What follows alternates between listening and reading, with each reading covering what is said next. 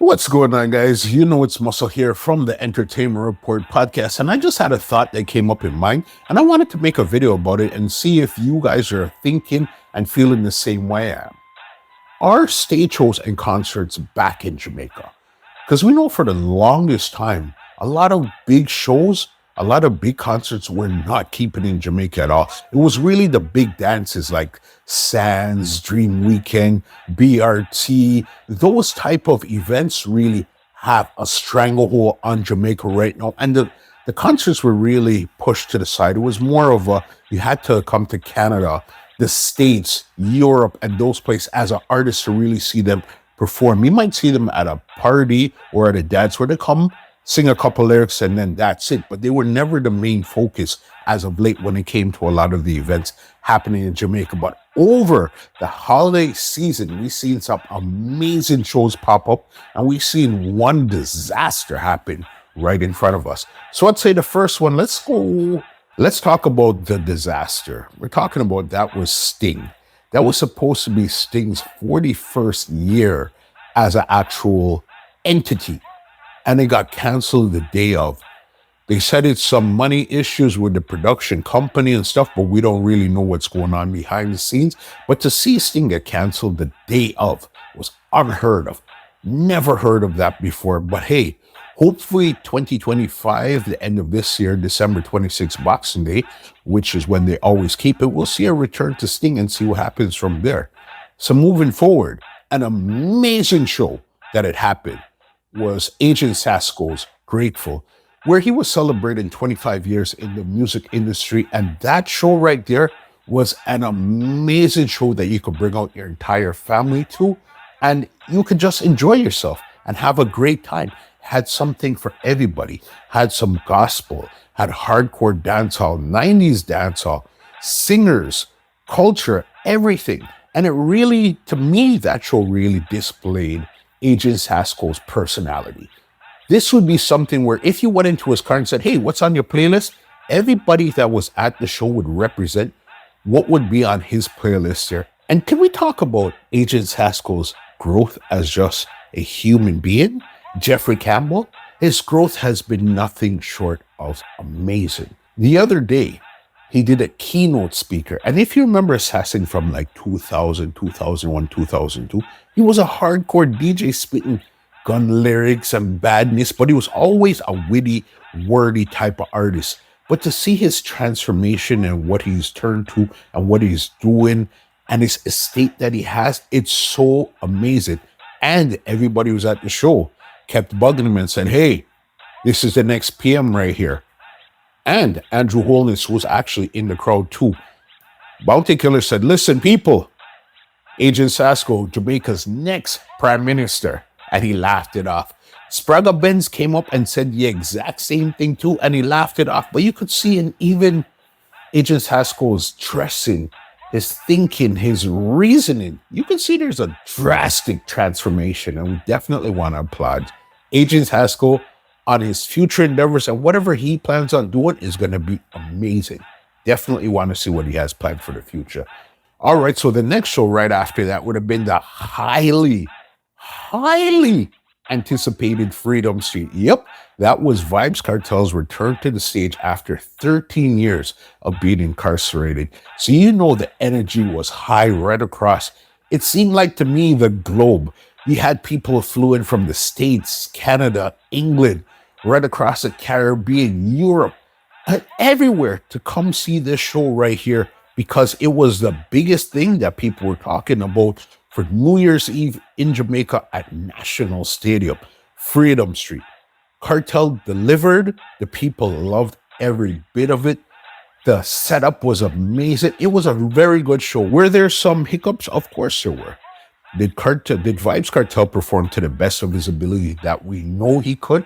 No, he didn't. I would say because there are two factors. For one, he hasn't been on a stage in 13 years. I don't care how good of a performer you are. 13 years of not practicing your craft, you're going to be rusty. And on top of that, he's sick. He's battling Graves' disease. Spice took the show. She was the one that really took Freedom Street. Sound off in the comments if you believe Spice took Freedom Street, or if she didn't, tell me who you think did. But definitely how Cartel worked that show there, it was amazing how he put it together and how they actually ran the program that night. It ended a bit prematurely because they said there were supposed to be some other artists from Canada and the States, but we didn't see them. But granted, the show ended a bit early, so who knows if they're in attendance, because there were a million people in the place that night there. So who knows? But definitely kudos to Freedom Street. An amazing, amazing, amazing show there. All right. Next up would have been Bounty Killers and Friends. Another amazing show.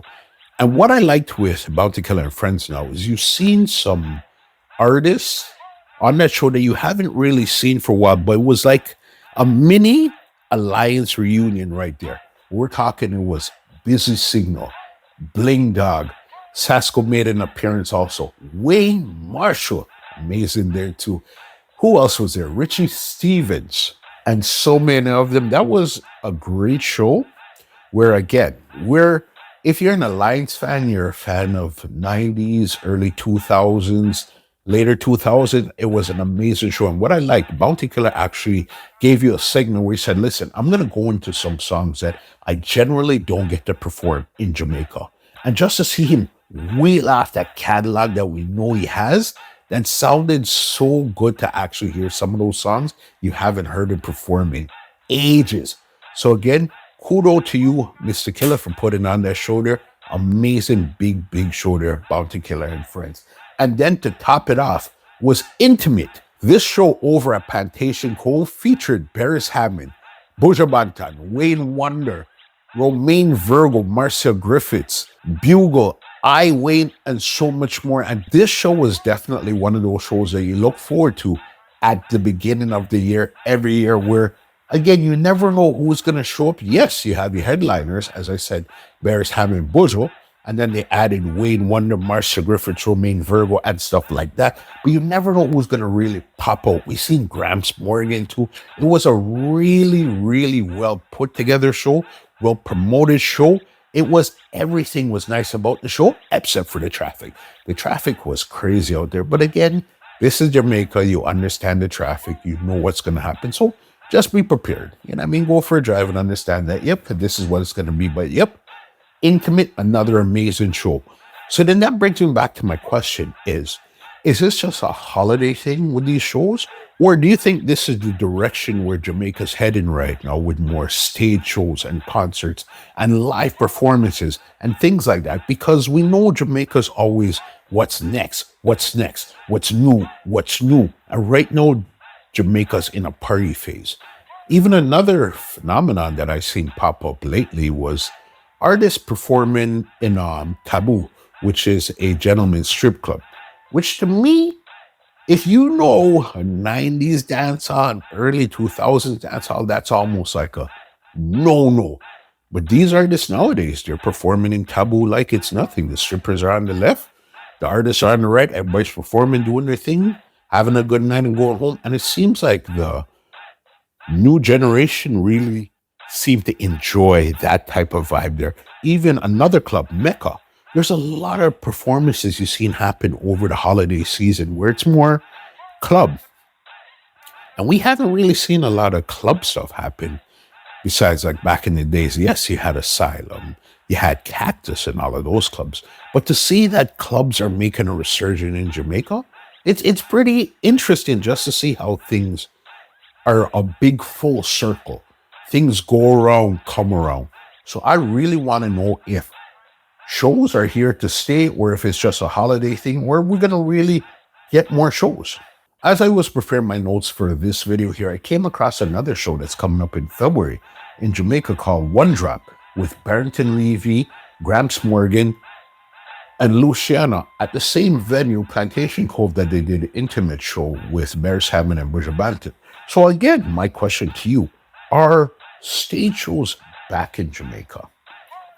But this is one thing I wanted to leave with you guys before we get out of here. Stage shows are traditionally, especially when it's reggae and dancehall, are traditionally a band. You would see Rough Cut back in the day, Sagittarius Band, and all of those bands there backing the artists. But now, out of those 4 shows that I told you earlier, Grateful, Freedom Street, Bounty Killer and Friends, and Intimate, 2 of them were track shows, and 2 of them had the bands. And what I mean by track shows is where the DJs actually played the instrumental for the artists to DJ or sing on or whatsoever, opposed to them having a band. Do you think a big show should be a track show, or do you think it should have a band? Sound off in the comments, and we will catch you guys in the next video coming up sooner rather than later. All right, have a great day. Don't forget to hit that like button and definitely share. And I know you subscribe already, so I'm not going to tell you that. All right, have a great one.